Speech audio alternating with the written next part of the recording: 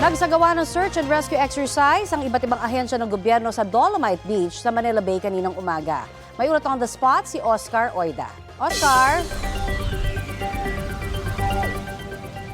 Yes, Connie, isang bumagsak na eroplano ang senaryo na sinanay sa Philippine Search and Rescue Exercise o SAREX 2026 dito sa Manila Bay. Sa nasabing pagsasanay ay agad na rumisponde ang mga tauhan ng Armed Forces of the Philippines, Philippine Coast Guard, mga ospital at iba pang ahensya ng pamahalaan.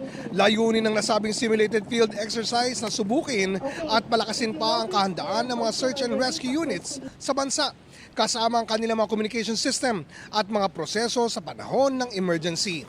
Ang exercise ay pinangunahan ng Civil Aviation Authority of the Philippines o CAAP sa pamamagitan ng Philippine Aeronautical Rescue Coordination Center. Ayon sa mga organizer, mahalaga ang ganitong pagsasanay upang masubok ang bilis ng responde, koordinasyon ng mga ahensya at matukoy ang mga dapat pang pagbutihin sa mga operasyon sa panahon ng sakuna.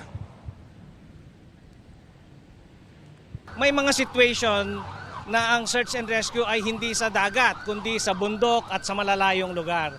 Pero ang tinitingnan natin is yung structure, yung organization, lahat ng involved, yung interagency coordination, at saka yung safety na gusto natin ma-assure yung riding public na meron tayong situation na ganito, na meron tayong capability na ganito para pag dumating ang sitwasyon na meron tayong mga accident and incidents, ready ang response natin.